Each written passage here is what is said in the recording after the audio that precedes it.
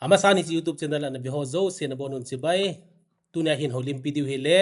Pu Lun Kipgen ko tu spokesperson hin ke zong dip sa pum ma ken ho piding hin tin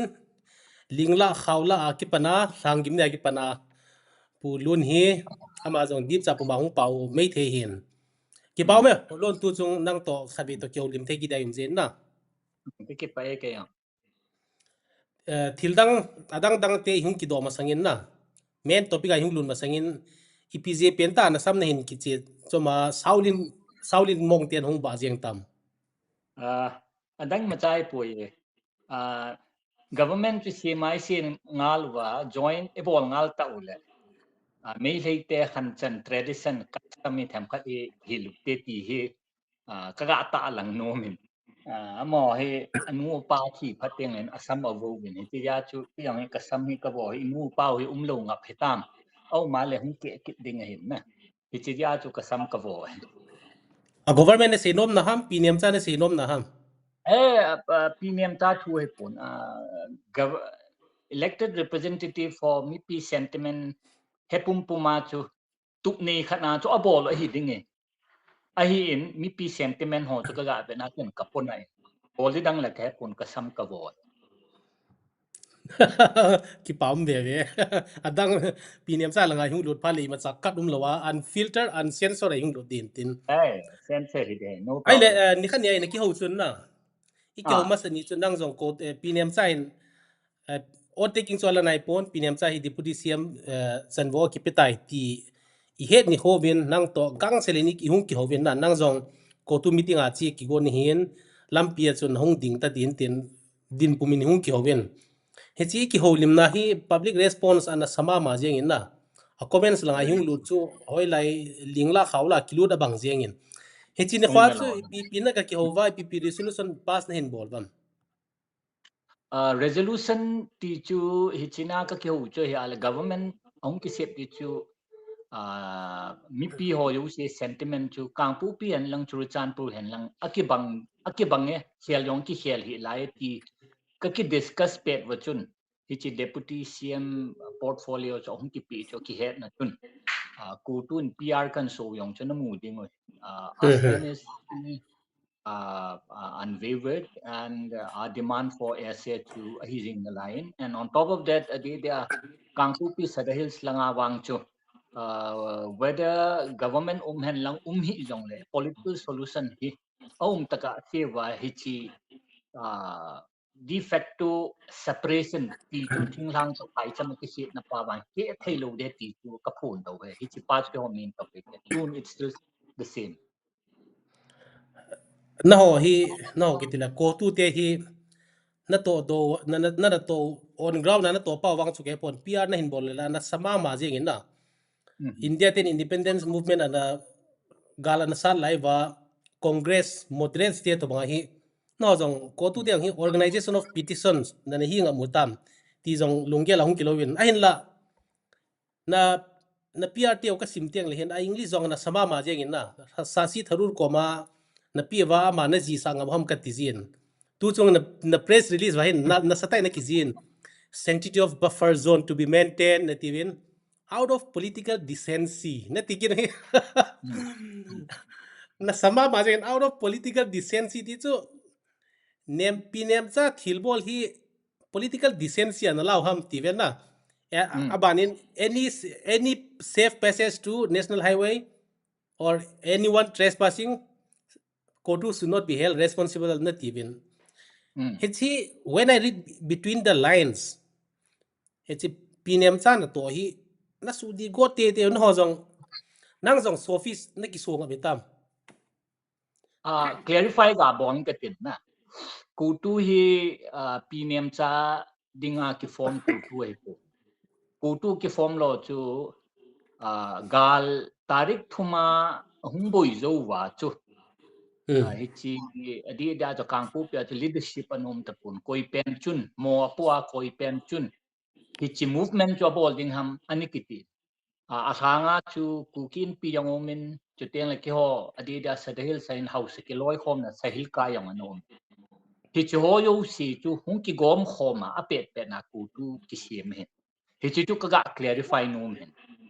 Hinge apam lang apa na tu ga na la kangpu pia chu pinem cha keu yong ai pon pu hau flet yong hin pi kim neo yong hin kangpu pia chu ku tu ti ga ti wa den spearhead ka bol ji wa chu min sit yong chu ka chan diu yong to alom a hin hiche ji chun pinem cha clarify ama standpoint clarify ding chu ki ho ka kim now it is open for all to for all the people to see ipi an bol do chu ki ve hin ani na chi buffer zone hi ipija chu sanctity chu ka sevam ti chu context si Churchanpur ton ang pisit na khat om ali chu Churchanpura he may say ho hen they pass through bol na diu lampi om po it Mizoram la chi po vintin hi chi dia cho kangko pi national highway pa atuk pen ji wa ke ho dinga chu hi chi highway pa topic ong ki po do pa hi sanctity maintain bol pa jo ka sei thu na cái hồ lai ông chú sát tharu tham khát cái này nào chú bol cái hồ nên ăn sụt gì vậy nè cho anh cái số bị gì cái bao nàyนั่นน่ะตัวดารุกันเวจิเตียงเลยลุงทิมมานี่นาโบลาตีเตียงทำกิปานามิเลียลงไอตีเตียงทำลาเซียนามิเลียลงไอตีเตียงทำปีนี้ซาดิพุติเซียมาหงหีนี่จนลำกำลังน่ะสไตล์โปรเตสเอามินโมเดลาจงน่ะสไตล์โปรเตสเอามินนักคอมจะขัดวอมไซคุลเอามินa main area นะทางกิมเน่กิมจงอุนดินาสตี้คอมจะมุนหินโปรเตสมาสาวปนิชีอีพิจาโปรเตสนั่นน่ะบอลโลฮันhello hichi to clarify bol ka tin na hichi dia cho jua first ikyo hon na public comment to vet na le ngai ngam san hi pu mi pi sentiment na san dan chu abang kom le ke yong chu comment na ke vet le him san to pu yong ki te le ka ga sim do en na hichi protest ki bolo a hi ajua chu ka ga sei che num chu hichi meeting resolution ka tu wa chun Pu in 2024 public meeting khatna resolution kana pi charter demand charter khat kana pi gate tu chan gen aki hehi lai ale nei nan sei chu hi ale chun ki nem cha chu hi chi na to protest ipijam lo amna ti pa chu adi ekati na chu pham tel hi chi pet ta chun cycle hum ki panin ala cycle hum ki pat na chun yo no hi chi zom ding chu ka ti pet wa chun azwa ukrul langa isu pitel hi chi ibe tel chun inu an halve hi chi pa ki ka gap chu rally chu ibolwa hi chi government ki form na pat ide di hum helo wale adi da ku tu chun kabui piu chu he ale chun hi chilaya hung gal jam ho chu iti a problem ju iti solve bol dam ti pa ju kan ge ji wa ju hi chi protest bowling a hilo wala program ho to pending anom yeng e cycle chu ka ki hu mat ve ka ki hu mat vin cycle lang civil organization yong chu ku tu to ki hoi link ka hi amon an bol per ki ho to headquarter ka hi vin a main thu chu hele hi chi Gamsung langa in ko te ho to hung boi phat wa chu kan kalunggel pau hilang pa to ni ki dai ba ka ti chu ka clarify no me Hello na seidan chu ang po pia pa na litan ku kinay ham elo la sai ku lapat litan ku hoi kinay so situ hello anai chu akinai pa topic chu hi puin headquarter khat ka hi je wa chun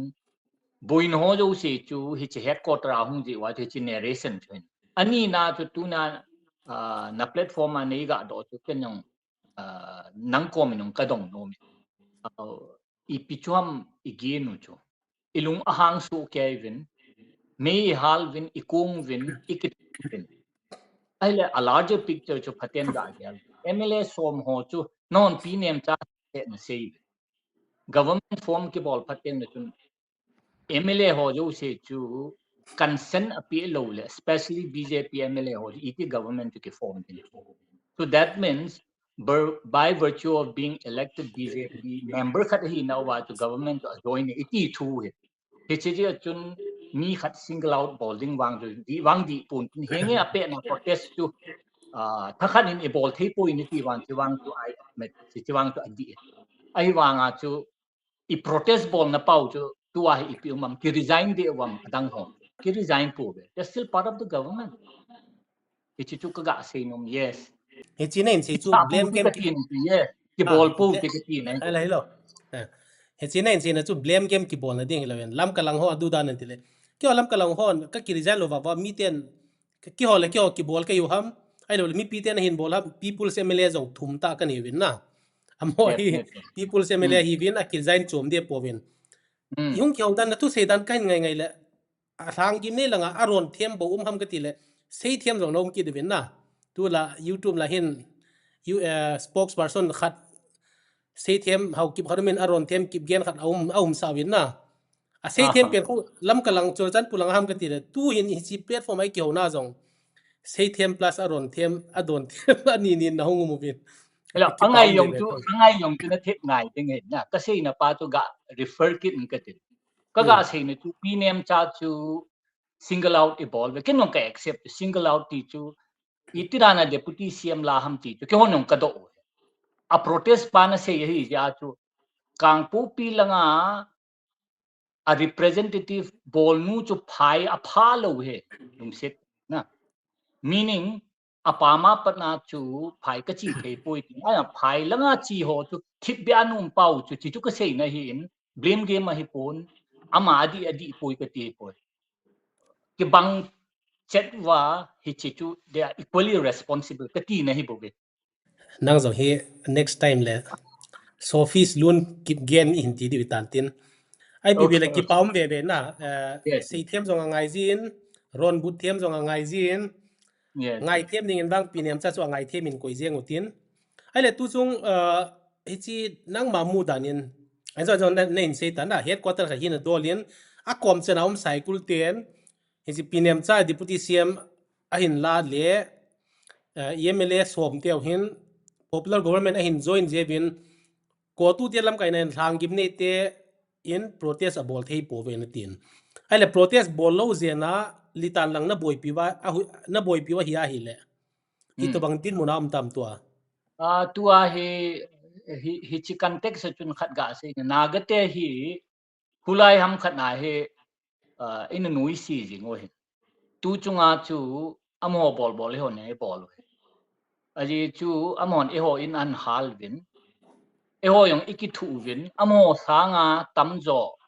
e ho namo in i hal pi ti che chun tua hi thil chu henge aban to chal ta pu na kabui piu chu tu pe na he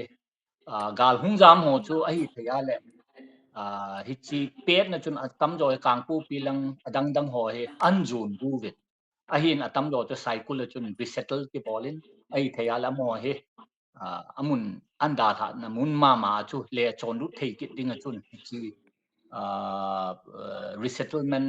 boarding a kingan sina organization to ku tu mang chon li relief chun ka pang vit na but adang resettlement ho chu ahanga in pi ho tel ngan si thei thei ho cha kingan si tu wang chun a problem wang chu athip tai ti chu chi platform ka ga sei nom ne ale to mi pt het heading in na in p level ti dang apex body level a ki hol hana tam compromise ti dang ham panin hi chi wang chu can confirm ka bol pe put na aki discuss with ti chu ka heaven but my concern is tua ani le cha hi han lang ani chen pun sil ki ho chu hi chi chu relief chung chang chu ku tu ho chang an se je wa chu ku tun chi to ki bui ki ka ti ale to pinem sa in deputy cm in la hi imphal phalo ding hani ti bin kangpo pia pana Lha'nggimnei apana office kaiding ham na ai lo wale Delhi a hi ama office khat ki hongding ti dan ham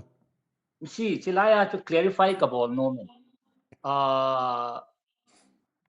pnem cha deputy cm ong hi apana he ku tu nong ka ki mu to hi lai ren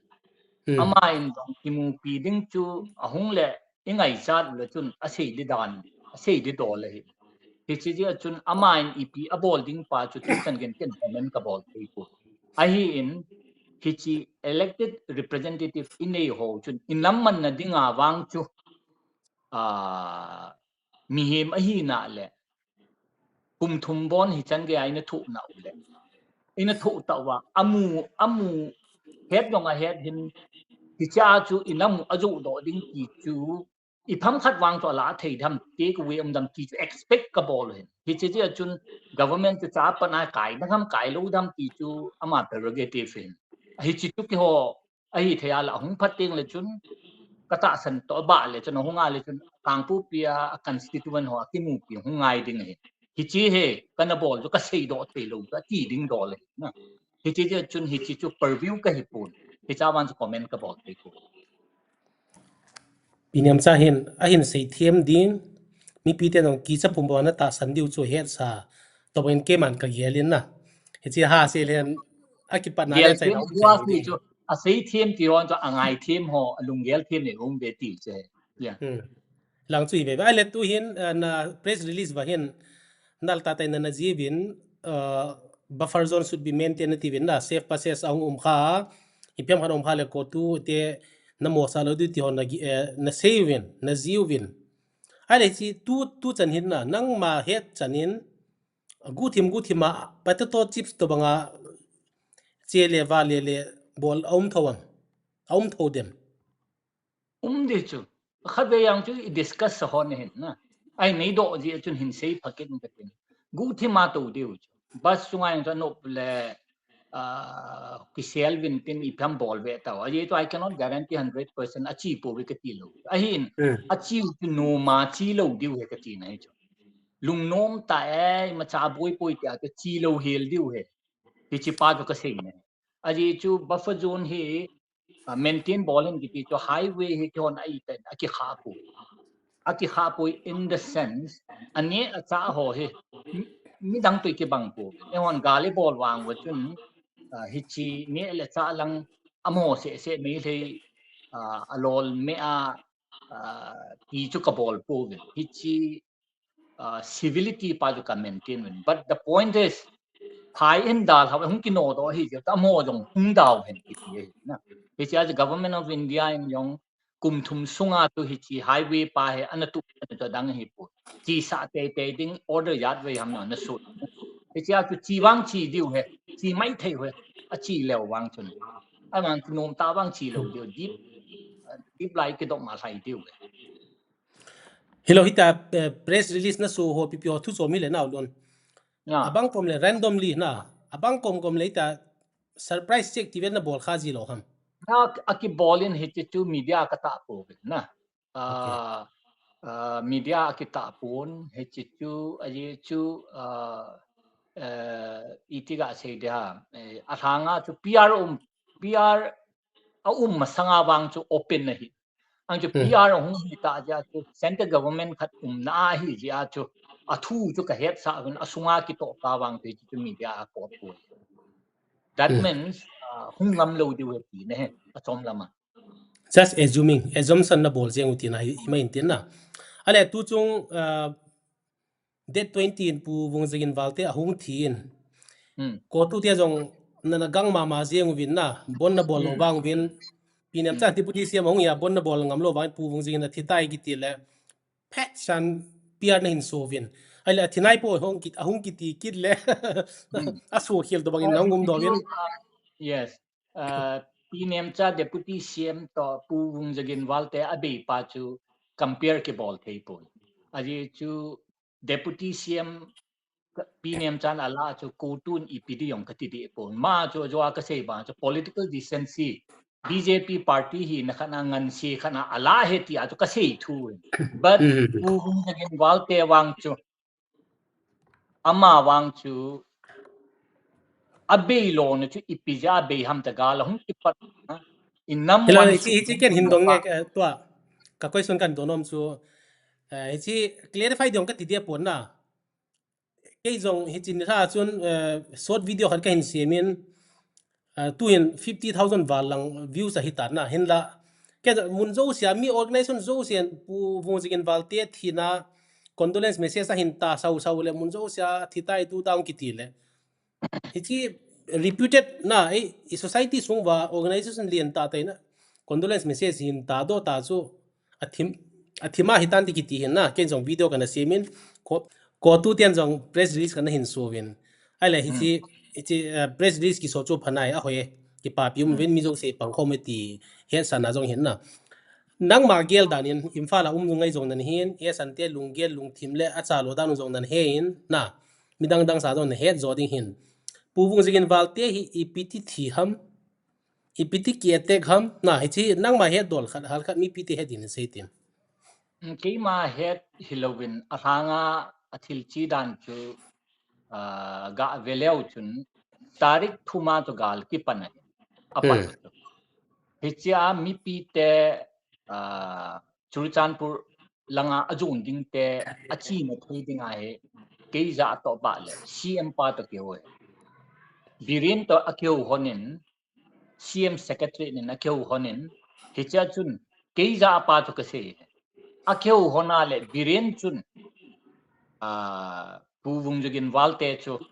ahi thya nami pi te ki point hi asein ati ti chu kai za ala pu vung jogin in asei chu ya ale ke mi pi ogin chu ke mla ka hi mana chu mi lung thai lo na chu thita ka cha thin ka ti thai na thil bol adi poita akin na hone ti to thu ka za hi cha ahung do hin ka vet na le rims a quarter lang zo lai chu hiding hin a driver pai thang I mean chu ka I'm sorry a driver pa hi e ho mi ma ma hin a ps of pai me se hi cha chun an tin tang win hi cha chu ke gin cha to ba le chun hi chi de tol pu hin inform abol hiding hi bang boy lai ta kenge adang dang minister khat khalesel cm advisor khat uvung jagin walte chu cm and birin advisor khat hin nam le nam ki kan kin ta jong ati chu ama chang se chi lo escort pu ma chi hin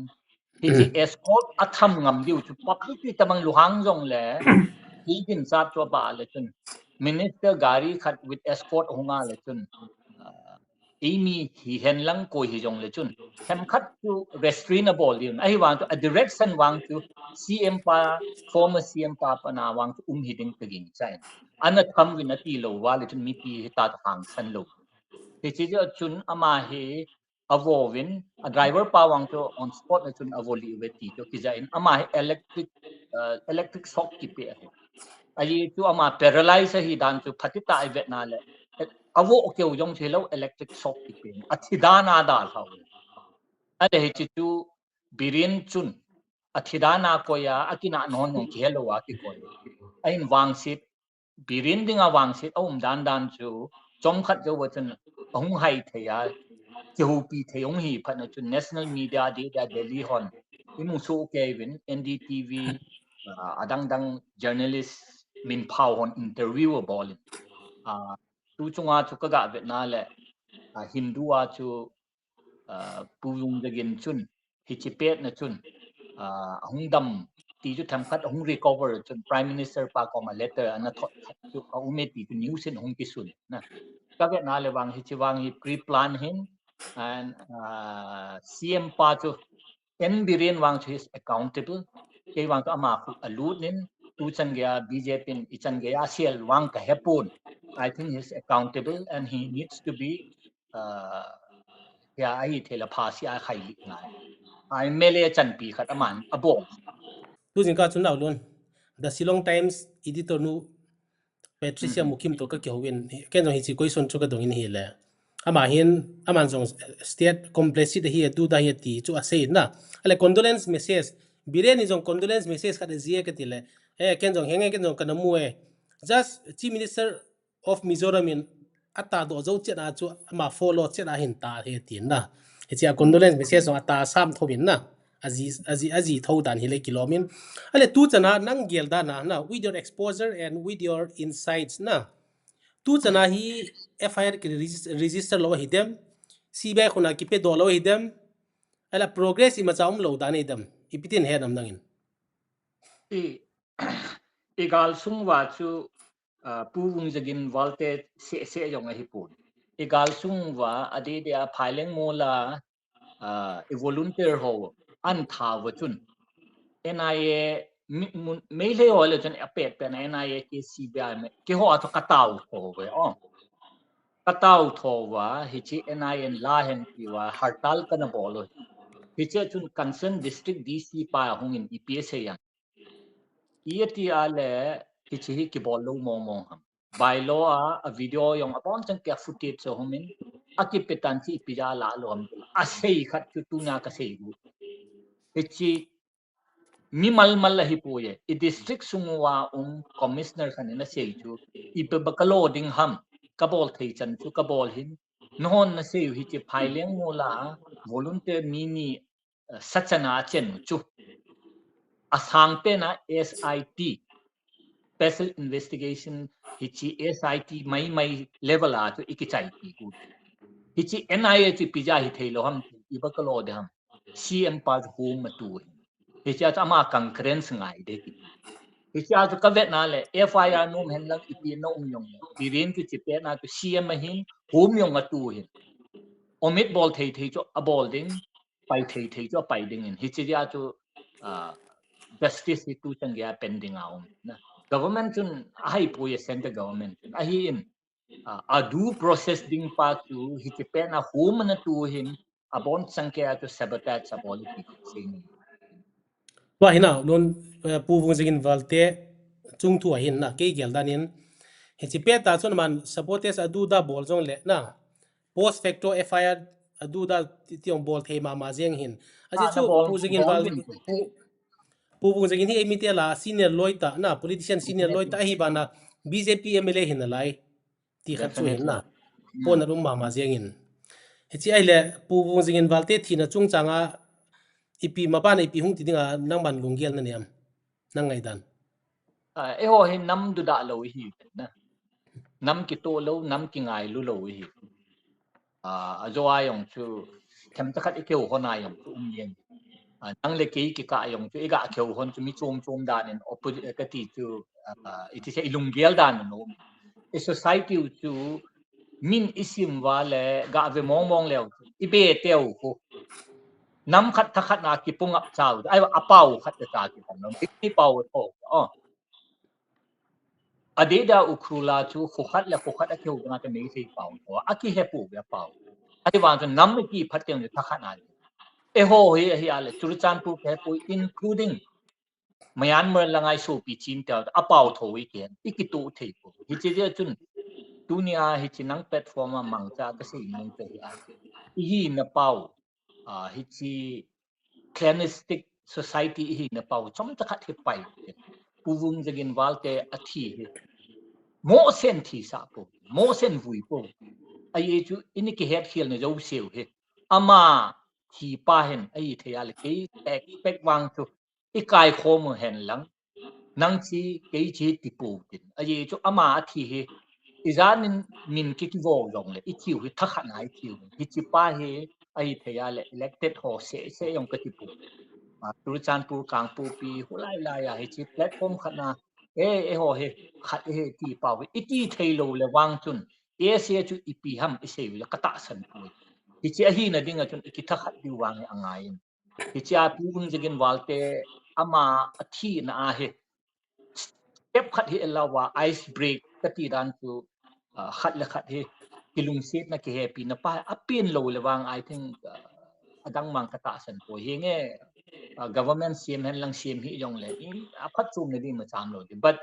I demand pau aspiration pa fulfill ne ding a chu mi pi chu thakhat na again lo wa le phachum lo de ti chu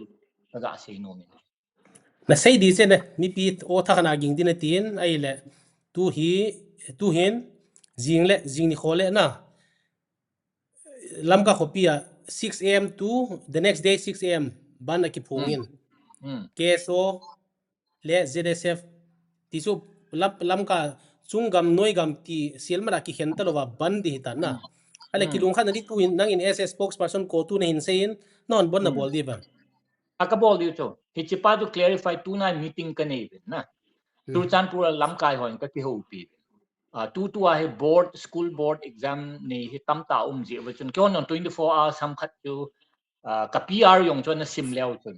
namu diu hin PR an ki sei tu pu vung jagin walte he Delhi apna ahung khuna a funeral chana he total shutdown Hiche kasi pau chu itia hung hun ti tu henge tua he hung hiding dan hung atam wang ta heput na ahin alampi ayan torat chu avet na a timing chu non jinga boli chu jet fresh ho chun jinga ka bol di hetim ka ki ho ale ki hon kasi chu khuti dinga hi ale phun chu ki hon delia pana hung sun ting la program chan ge chu ki hon kadin pi diu he ka ti he che ya chu tunya information ka piu chu hi ale non hung sun wa pana 24 hours chu chan pu shut down na bol diu he yo wang chun a funeral service pa chu ne he thiem win lang funeral service ki bol ni ping le chun khon shut down ka bol diu aji chu ke ho a he tunya jinga pana henge non jinga pana no khon jinga pana ka bol diu le i program ni thum hi shut down hung hi ding ala khuti ding ya le chapang exam ni ho to adi dia isu piu na ga ho yong he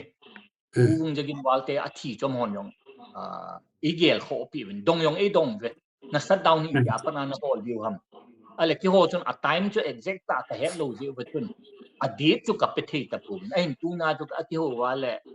chu chan pura jing le phun a bol diu he ti ale jinga a bol diu chu a bui pai diu ham ka tiu le chun ni khat ni hung du he tiu le ale khuti dinga hi ale chun ki ho wang chun solidarity chu ki ho yong ka ding win but ki ho wang a funeral ni pa wang chu ka bol zong ko te ka appeal ka bol na ti chu ka ga clarify non apai hito bang lunggel na nei thevin pinem cha kani jing he chungan yo hin kani jing we pinem cha chungan nan protest lon ho zo se hung ki map jam ti jong hi gel the kham se jong he na ale lun tu protest chung hi hello protest chu athupi ala protest ding thakhat hute ti wala protest de ahin protest pa lo ja chu kyon pinem cha ka support na ti good wang de chi wang de ti lo ding hilo to protest athu pi tian nan nung se ai le sil thi nuwa sil thu kai hong ki bang de hin na asat lai pe din na sa ta po vin hi chanin nga phot tin ale tu hin ma ba na na senapati a cabinet meeting ding ti khara hong ki se ni chi hi ipiti na vedwam non ipiti na gelwam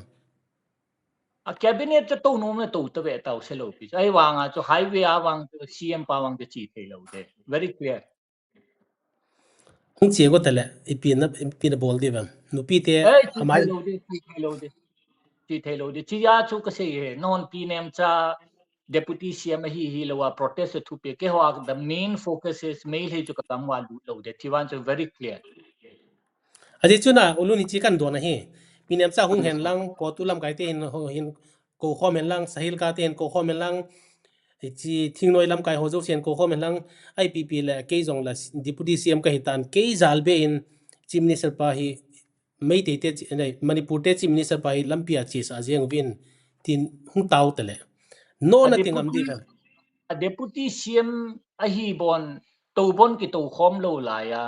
a protest ki bol man lo pa bon mi pi lung sai lo la ya hi chi mei sai cm khat cho hung ne dinga ki ho ko ma taw di ka ta san bon man no bol di ki bol ding cho na ka bol di ka ki bol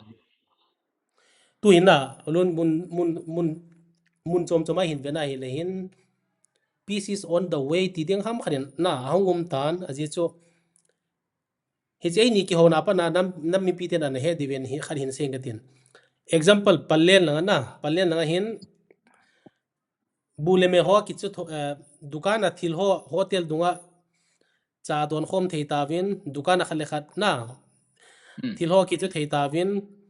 delivery online delivery chan ge pallen om tai ti hi ke ma eyewitness 100% confirm ka hin se hin ai le tu ni ka hin ti hi chi hin tha te le hu sot thim di tan tu ni date 23 February 2026 sunin ki ho kholang na si sangai kot subdivision td sangai kot division a hin nupi te tam ten si lai loi phai area le sugnu ki job man le anaki hal ha hi repair building ti to gonom jen na sata in protest a bol win na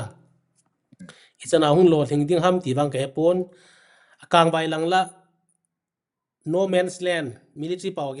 ki se dire no man's land kitin amo zo hung lu lo i ho jong ki ho kal chom lo ti to mai no min sugnu lang etem hin bol pan ta win ai la palle lang la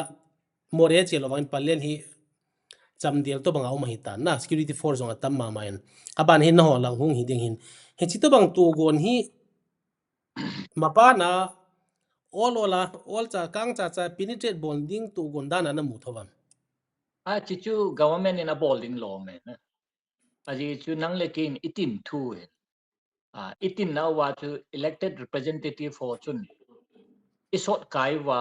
government formation dinga chu zau hitab hitia azau pau chu nang le ki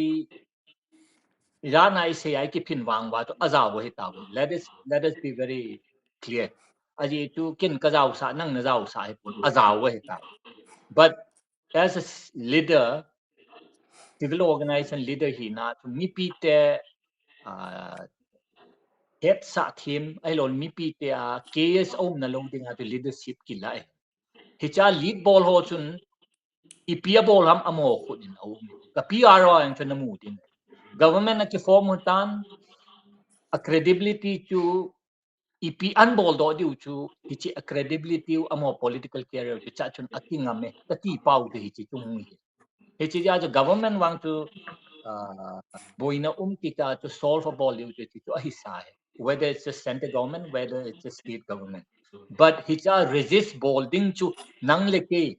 lamkai ine ho chu ilunggel ri tu chan gai ikivet wal koi macha ding jo adingam iom po hichipa I problem chu esa idel pau jong the same hichia chun thasit ta wang chiwang I think peace wang to adel diu but whether we accept or not chiwang to chum him ai wang to normalize wang ya bol good ham it has already started ale chi ipom lo keman keman kan hello ji jong hin tin na hi kangpo pi area kangpo pi district a hi sante population iza to bang an chiang wam boi masanga churchanpur to kangpu pya hung ki hit na chu mei lei ten ni bola churchanpur chu atam jo unfocus ji kangpu pi chu alam pi se dengan na focus samte mei lei te hilaya om hi po bu ki sa wa cheng hi kangpu pya hung ken lut na ding wa ya mo hin in na sata ta ne ki sa wa ai lo building thupi ta nei la sort na idps on lut lut na dinga protest kang wai sanga to kangpu pi jo ta bol dinga lo me ai wa abol lo ti tham ti la kangpu pi chun very minimal le nyau cha na chen building yong lo pho bu a ki sangen na hin na he che je chun mo he a focus chu chu chan pu la nga ta nu me so I think hichilaya hung di wang chu eho phaya ini ego wida tha thu na mon cha ma cha ni ego wida sa pu hi chi wang chu ka verify no ale so you baba cannot na hin na compare the baba na hin nang wa gel dan hin kyo lam kalanga ti taw te na lam kala hin broadly a say ding in veng thuma chiang u na ban dob le kai kiti khadau min humu zamba kiti khadau min abanin thengra le rak mun thum mun dang dang jong chiang jong lew na hi chi tua ka hin min pha thum changa hi chiang bit chada chiang hi bin building na sata ta na savin hin la tu hin khogem nunga bangtan na ai paun ki se la khogem nunga bangtan abang kom le protest in bol ji vin phau cha khai chan hong ji vin chona chan pullu ti hitai ten attention drone din na ding na hong vin hung jong lew alun na diu jong lo ani cha diu jong lo hi chi ito bang lunggel ipi lunggel ne ya ahin bol o hidam ti mei lei te cha he adang im cha he pu thinglang gama aga chen diu ai lo thinglang ajwan se ba chu ane go da tha ngai lu ai pu hichi abol jing pau he eho adi dam hon target bol num now chu hingi media langa yong te sa som yong te ding amo hi state na hichi media department yong kham ho majority hin local news channel yong am ho hin hichi narration se pa he thiem wa hin hichi ja he kavet na le ke wang chun lut ta ding chu lut gu he po bin ai ba igam mu he ku kite district momong he ti pa ki phin na pa hi chi su se te de ti hi abol thu he na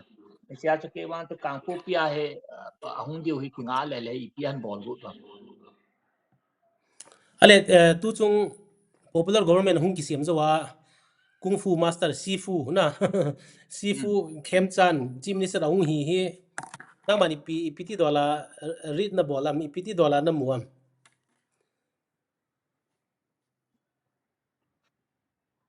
civil organization khat hi na government popular government chu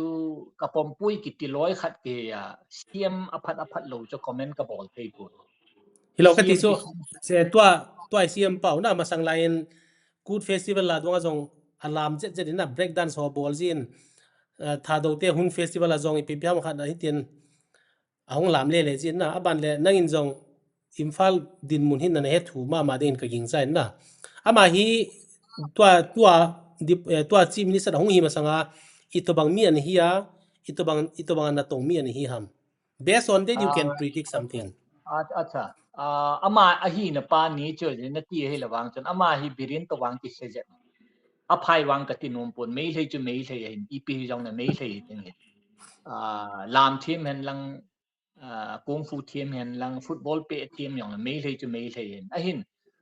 hichi radicalism alut pa wang he ama wang tham cha khat wang chu moderate hiding in kam aji chu atam jo ki bo pi hi tribal la yong chu amy ho to ha ki bo min ka ja to ba le mu yong kam mu ila wa yong hi ga sa he ma he atha nu min birin hi hi ale chun mi a background te gam nui sa hi ji chun hi chi ama to wang jan compare bol le wang chun tham khat hi ma a moderate je me ka ti na he jong le moderate hen lang moderate hi on me sei chu me sei hin concept chu ibe te ka bang he ki bang chet a hin hi che ya chu we cannot regard u chu pai ha di wang chu kan mong pu so he still CM me sei ya pa na he ti chu he jing du ke biren hi angol the thue constable an hi ti thuin na tua khem chan hi tu chan ge in tile siam ahung hi masang chanin mi pha to bang an hi jong le mi pi te he dang ka de sa chu tua khem chan kung fu master pa hi yes RSS kedar jong an hi background na that thu ta hung ki play di jong hi mai thein tin a le nang hian the wire te ko ma jong ngai dan input na ne pe ta na lon tu chung chief minister pa manipur chief minister pa advisor brekana coordination kitin na masanga biren advisor hi puvung jingin balte an hin politician it's okay tu chung in khem chan in ama advisor ding in lieutenant general retired L nisi kanta chu appoint hin bol jiang tan cha hin na ngai dan halkhat na hin share di hin tin na dawai te ko ma na share tan mi pi te dan hin share ka te sain hicha context an hin hup tha ka te chu le i boyu aso sat lai ta in biren singin chief minister an hi lai jin na ei mi te hin do ki ei mi te do a tha chi mi the na ding tu gon nein 21 para special force a colonel an hi nectar controversial nectar sanjan bam chu ang retired special SP na pansa in abanin more langa deputed na posting apin hichi ke ma reading dan hin tu ninjong YouTube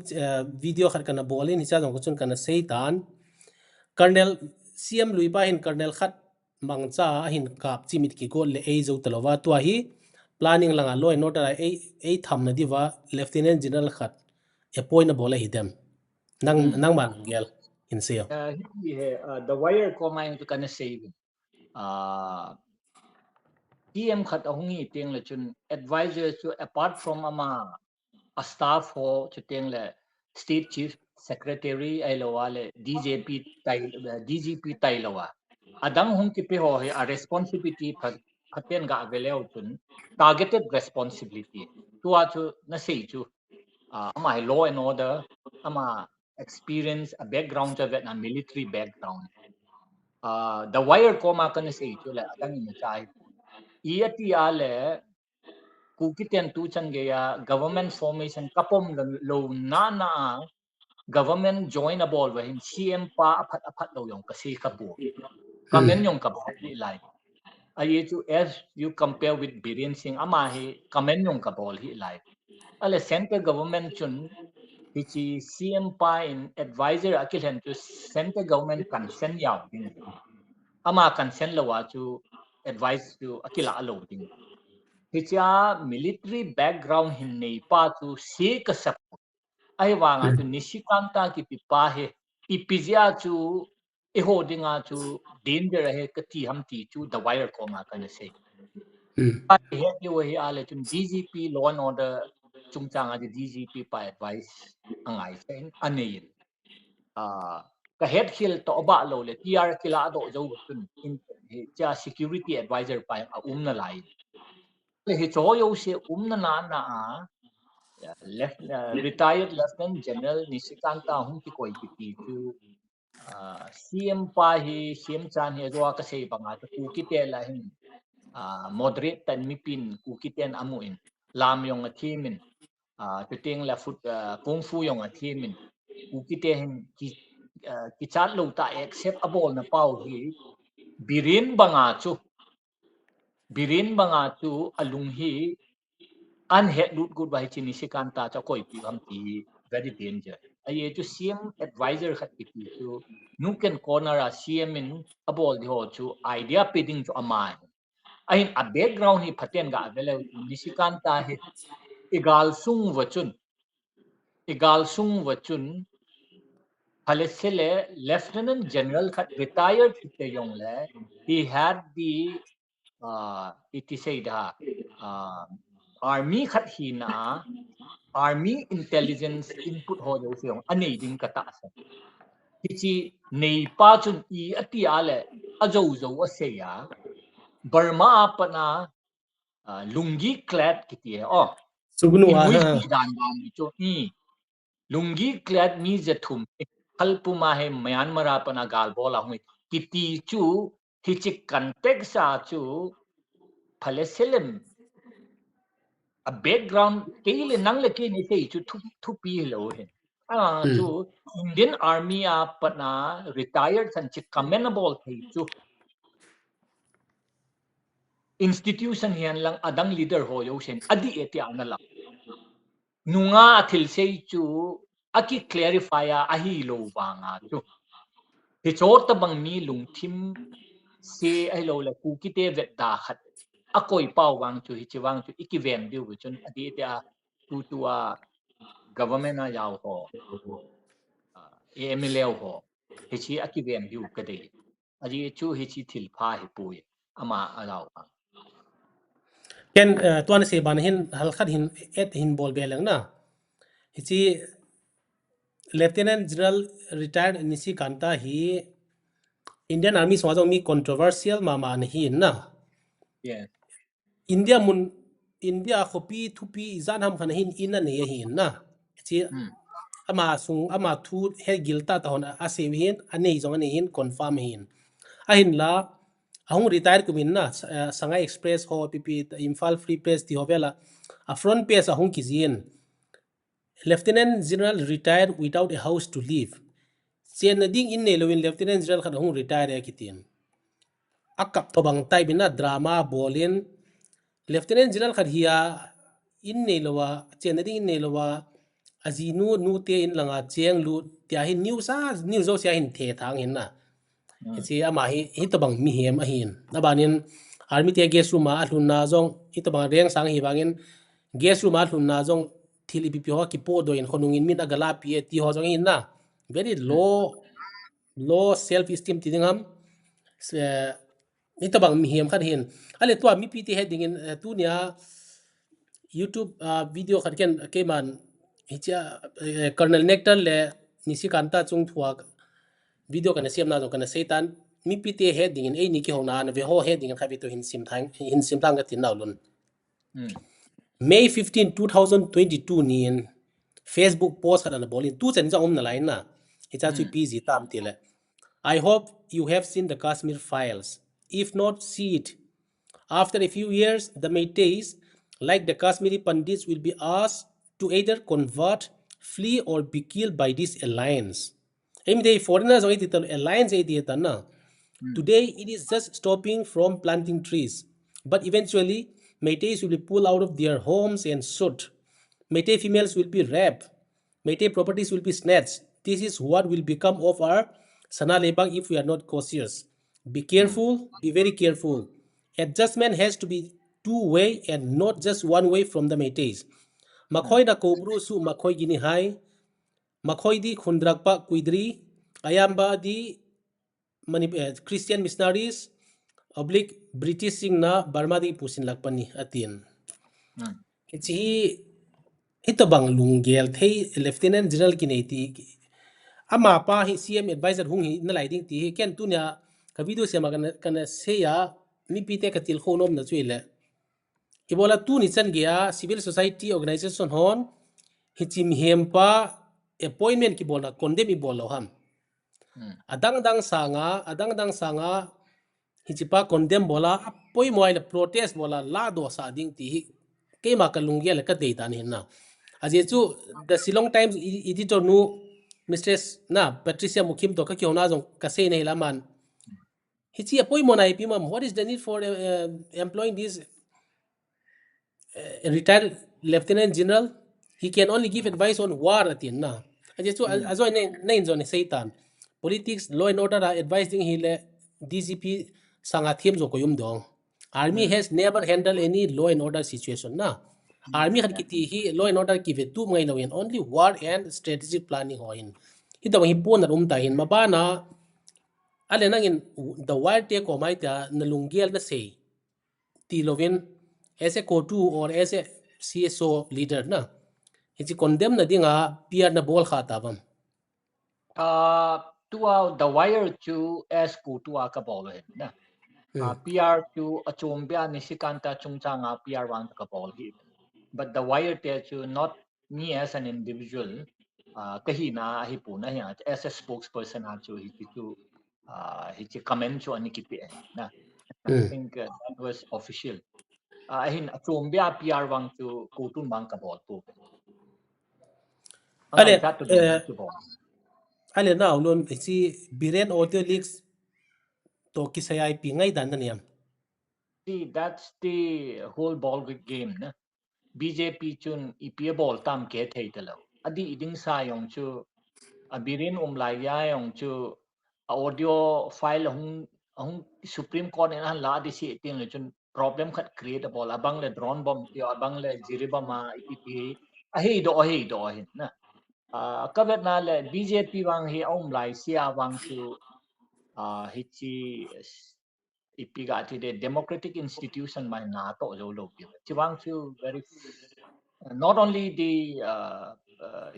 in adang agency lo I'm talking about even including about judiciary it's a very dangerous precedent which the government in set wang ale although I don't openly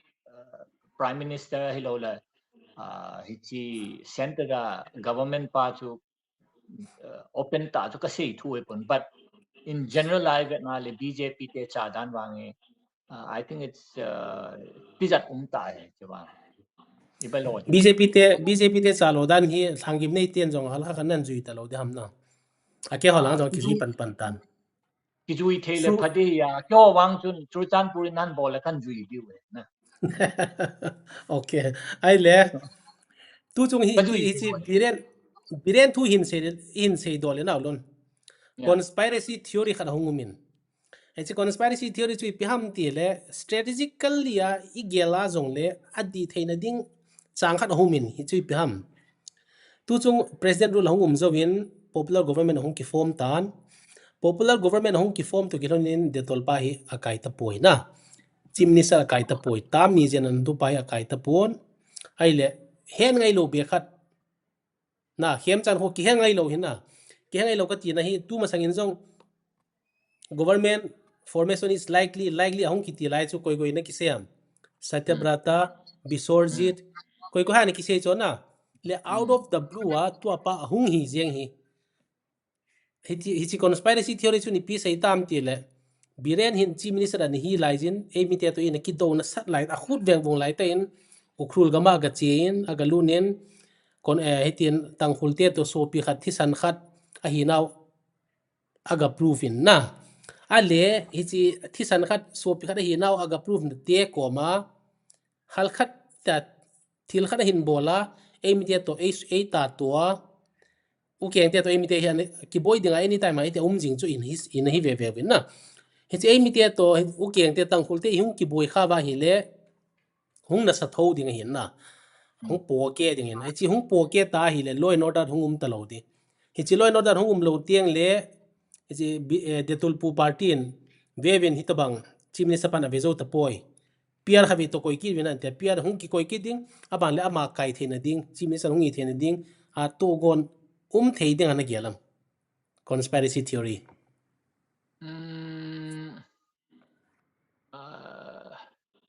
Hiche nei to chu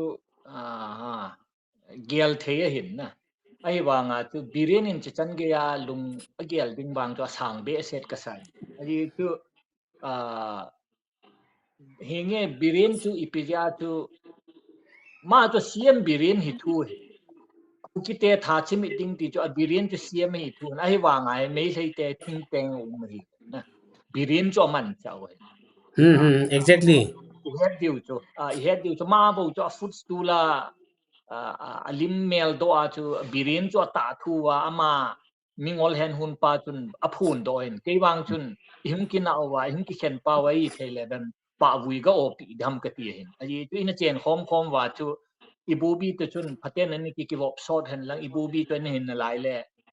igam yu siu di ta wang ja ki la diu ka ga se lo na chu birin tabang mingol the thu khat iga ne yu chu ke ding wa ke lung ge la wang chu hing pu ke pau he henge ithi man pau cho koi do tin hi cha alungel pau an ta lang pai birin hi pa cha do ding ni ho ding ma chu hi che advantage la thei lo wai ki tu lo thu e ho the mo hin hi chi conspiracy theory birin in chi chan ge agel ding wang chu ke wang ta sang ka sa de men ai chu de tol pu hun chi chan ge chu nei in te ka ta san pu na ahin sim chan wang chu pija hung ki leng ham of all the contending candidate na ti wang chu agel thei he satya brata no min radhe shyama no min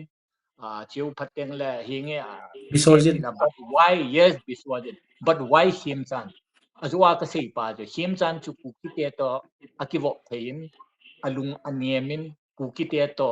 ku ki te no ta san kha in te ya ki select ding ta ging cha al hichi aki selecting pa chu balance out ball na dinga chu nisikanta thung ki koya he na mi to phabi some se ta hi extent yenge tu seconds birin lung tham khat ajwa hichi fanit radicalism pa chu mo man na loading chun nisikanta ki ti hot bang balance out na dinga thung ki koya he ya kala tua chi ibobi min na hin pha le na ibobi hi thi mi phalo ta chu hin na hin la ma hin very dangerous mai thai sel ai hin ne tum ki go do hin na ama yes hi yes law and order jong tek sa control thei jiang hin na mi dang to ki bang lawa law and order control thei in boina example a ichi mo wa pa a ko apin a ko ve ting a nga jong ana khama boina ding la ta asu cham thei na hai ba to na se hi mi tam ten jong se en biren hi ki pa thu se de sai pi khub sil sa de ti loi jong men na yes to some extent ai thowin ai le to ning te tol pu ni chan chan lungge le ni di ki wang ka ta san po ni ti chu alang khan chu hi tho na en la tu chunga boina ho jong hi de tol puin ama chama bol lo pia ke het yeah bola na mi mm tam den advice apia mi advice dan dan ar ti ti ta ki hi koi le le chu ana hi en na mm ale hilang chu hi chan hi tele tu chung tu nai cha ichi joint tribe council fncc le manipur government ki holima chin na ho lang side kangui lang side ki zo man lampi thu ahong ki holim naw hi pi update umam iti dana hi chi hungum the ham ti al khat mi pi te hedin hin hil cheno tidang ta in tu ni chun order khat PR khat ahung doi ti chi order hung do pa cho dang im chai ko ti chi join am ho organization to foothills naga ho to tu a state na home department no ya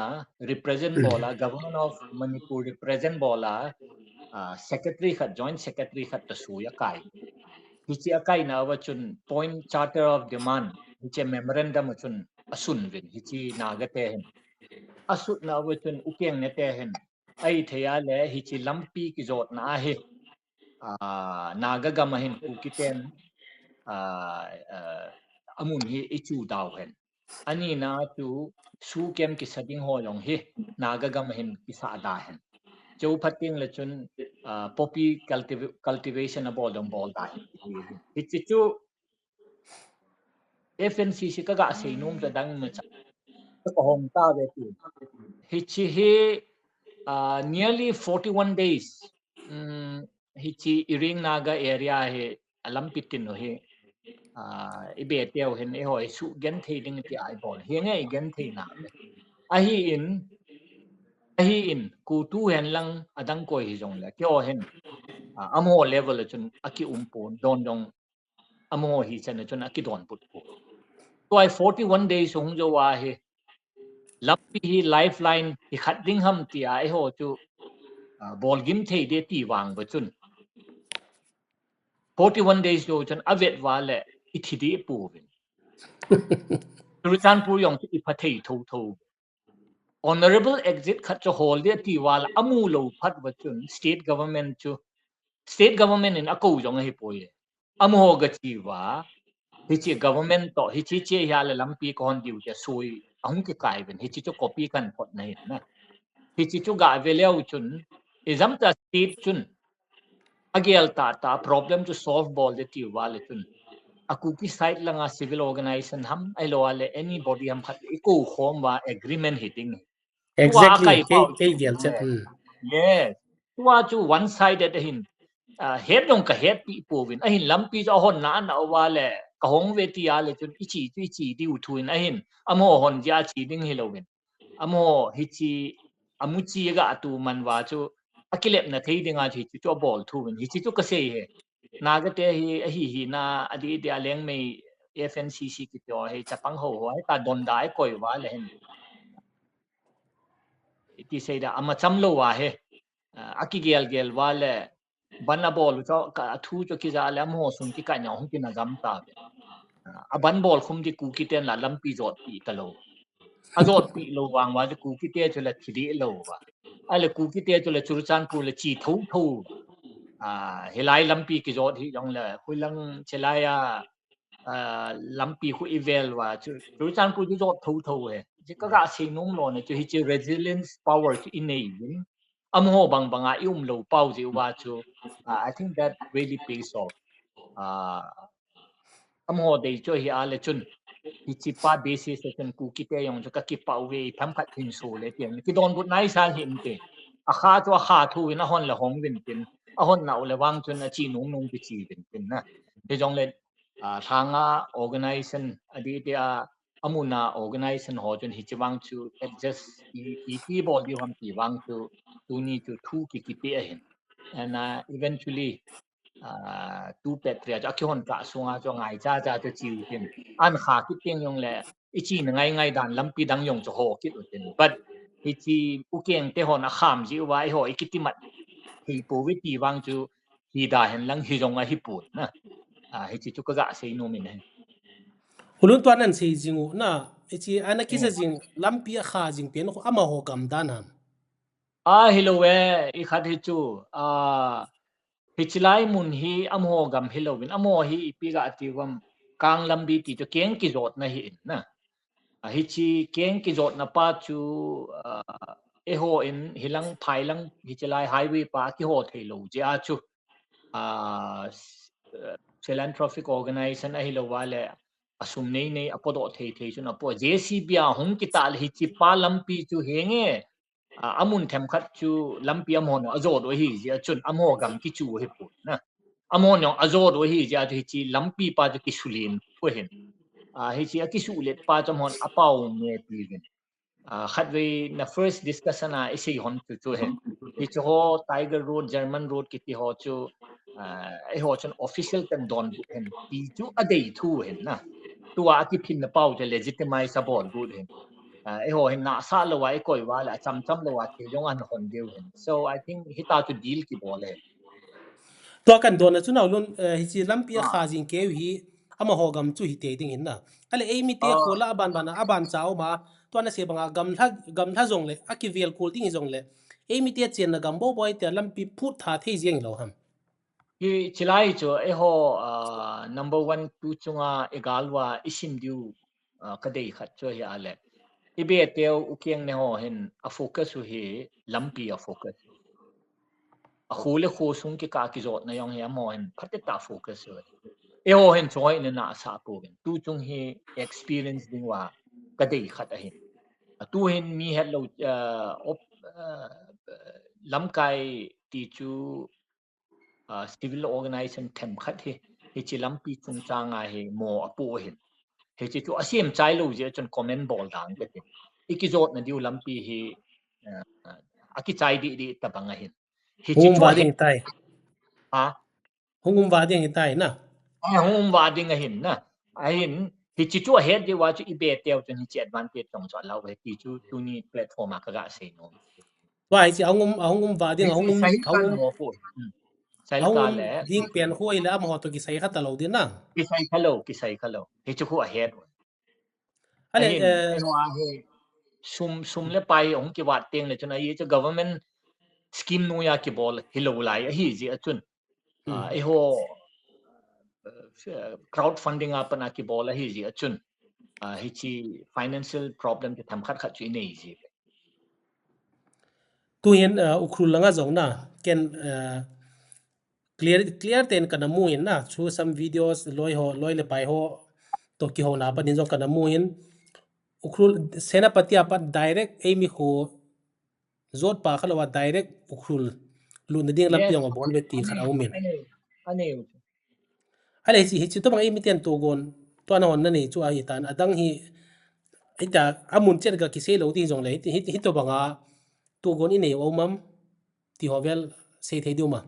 ya chong te gel ha lo le ipi se de wam na anani ta lo yong le tu hin nei utin mo po ho ai lo wa le hi chi tu thei thei ai lo la lungel pha ai lo wa le tu ai se public representative ka ti le nangai da in selected representative for en agel di yung kata sen na hi chi tu chang ga agel sa thei lo la ibu development helang connectivity ki ti to khan to na hi hi chi hi be te an ti ma ana hang wa wen na ai ho hi tham ta khat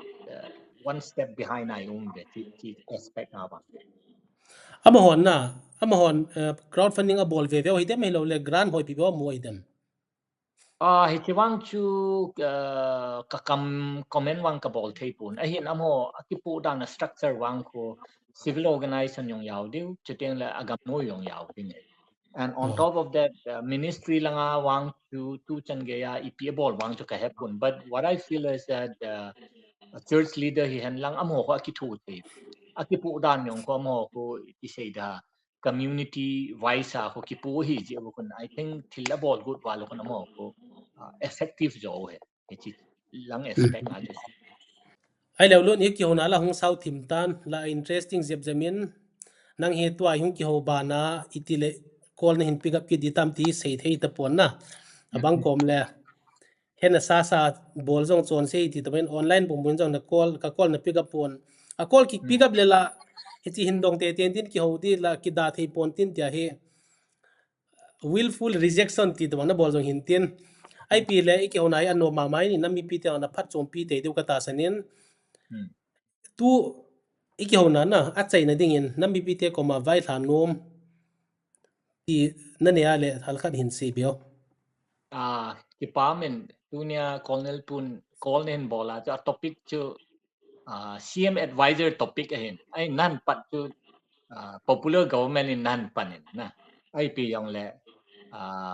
he tunia platform mangcha ka sei nom chele tu tam ta ki sei wang chun tu chunga ka focus nom chele pu wung jigin walte athi pa ipiji athi ham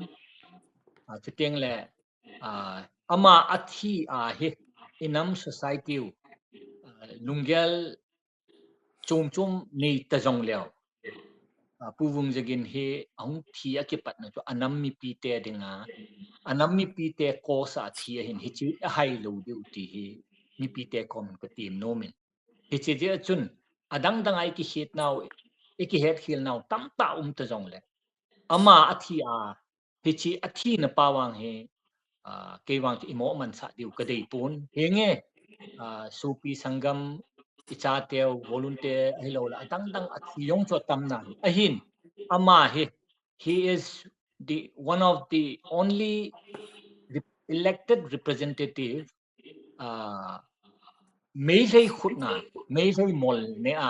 mấy thầy in akhut anu nat pa he tu chunga he hichi anu nat pa ji chu adam mo pa athi pi pa he chi wang he I think ilam kai ho jo seo I'm talking about all the elected representative on hichi iki hit now ela ilungel pa we let us keep that way at least two part na hin hichi ja chun ama thi lo na chu ipija thi ham me ve hon ku ki cha te chu ha chimit tinga agut pau da hai pu tin hichi ja chun a political aspiration I demand pau he a hindo na thei dinga he pujan bu lungjigin walte thi pai mang chau hitin ikisit na jo seo he pai sau te pi chu mi pi he nga ka tau no min and my deepest condolences to the family to ting la di da churusan pura mi pi te ko mayong kangpu pi sai la nga panayong hi chi lung hem na chu kanei pi ve to ting la program yong thon yong ka siam hi chi chu ku tu spokesperson hi na hi chi message chu mi pi te hi nga ka penomin ka ti pai ki pau me ulun tuan na sei hi mi pi tian zong anagel ko ma ding in kata sanin na aba na cha them khat ka hin en nom chui le tu chan hin pu bung jin walte ki thana to ki sayin I macha investigation adu daum pon a hi le ki paum tayin na acha pain jong lungpi gel kho tayin lungpi gel tayin na nampi te ading gel na zalin nampi khan kho ding gel na zalin kapa thilong hi nampi te ko ba kapi do ne hitabe tin jong phon do na na ne na injo cha chun ken jong thu se na kan ngain a hi le acha pan hi tia phung do ta hi a le na nami pi ten pu bung jing wal te thilong chu mo ga ko ya investigation bol min lang ai chi ama tha tu te ki mat to ka in athilong chu ka vui lo diwe kitile pressure sang lo de ham yes ti he la sa de la ke ngai dan ka hin sein tin na ki pa ma mai lon ling la yes khaw la ki panin Lha'nggimnei panin ke to kyau ding lunggel nei ni thi ka ki pa ma main theo chu lung thing ta ka pan he tua he kheu sai wa le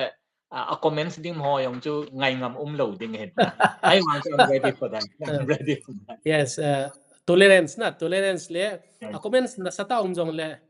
tua kung fu panda bang in tin wala inner peace inner peace inner peace tin na bol jeng lang na this is still the sign na inner peace tua outer ka po do ta ki pau me lon mun tinaum hi chi ulun pu lun Kipgen ko tu spokesperson to ka kyo na wa ngai thaw zo se na bonun chi bai le mang pha ki pau me lon ki pa me le mang pa